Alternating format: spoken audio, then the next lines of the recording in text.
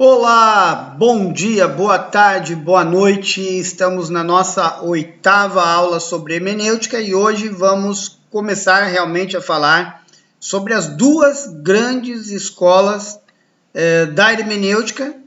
Uma hermenêutica agora funcionalista do segundo século e do terceiro século, uma hermenêutica que tende a capacitar a igreja para enfrentar os desafios da sua época, né? Então, as duas grandes escolas, a escola alexandrina e a escola antioquena, né? Antes disso, eu quero mostrar aqui um panorama histórico aqui, né? Para vocês, mais ou menos, vocês irem se olhando as questões do tempo aqui, dos imperadores, o Filo de Alexandria, que vai ser tão importante para a escola alexandrina, Paulo, em torno do ano 40 ou ano 50, o Evangelho de Marcos, Mateus, Lucas. Isso aqui há muita discussão, né, sobre as questões de quando cada evangelho foi escrito, certo? Clemente de Roma, um dos grandes escritores, os principais expoentes ali, final do primeiro século, início do segundo século, são questões importantes para a gente ir olhando aqui esse mapinha aqui que faz o imperador romano, os bispos de Roma, os escritos, né? Aqui temos o pastor Hermas, no ano 150, que foi um presbítero de Roma. Lembrando, tá? Hoje já é consenso entre os eruditos que até a metade do primeiro século as igrejas elas eram governadas por um conjunto, né, por um grupo de anciões. Elas eram administradas pelo Conselho de Anciões. Por que isso?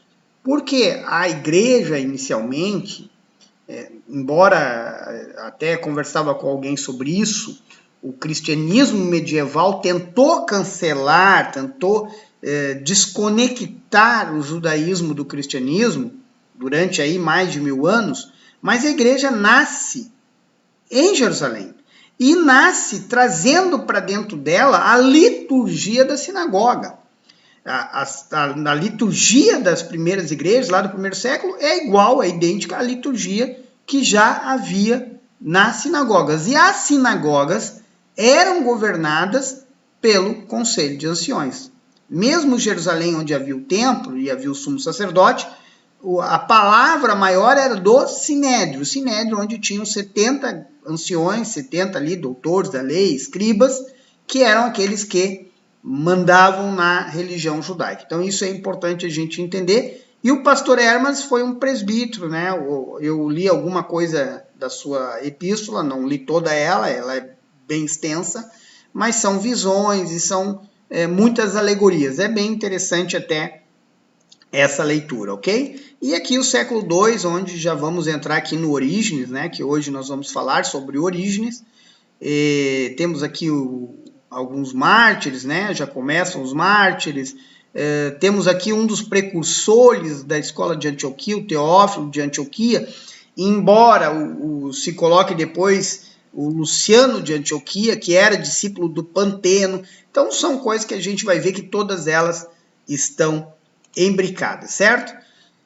Bom, é importante a gente entender, gente, que a hermenêutica, ela nunca é feita sem finalidade, ok?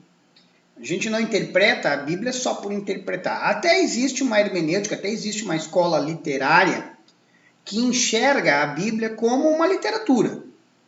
E aí ela se aproxima para interpretar a Bíblia como uma literatura. Mas a hermenêutica em geral, né, ela não é feita sem uma finalidade e sem para cumprir uma função.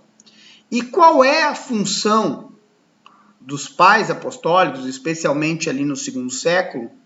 Qual é a função deles na sua hermenêutica, ok? Vamos ver aqui adiante. Vamos pular aqui. Então, qual era o desafio para eles? Aquilo que talvez eu já tenha dito lá atrás. Os apóstolos, o primeiro desafio deles foi mostrar que Jesus era o cumprimento das Escrituras e do Antigo Testamento. Então a hermenêutica dos apóstolos, que estava muito próxima dos rabinos, era para provar que Jesus era o Messias, que Jesus era o Filho de Deus enviado para não só mais salvar Israel, mas a humanidade.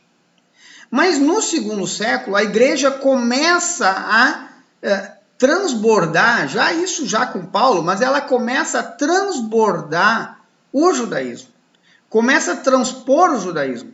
E começa agora a entrar para a igreja uma série de indivíduos que tinham o quê? Eles tinham toda uma cultura grega internalizada dentro de si.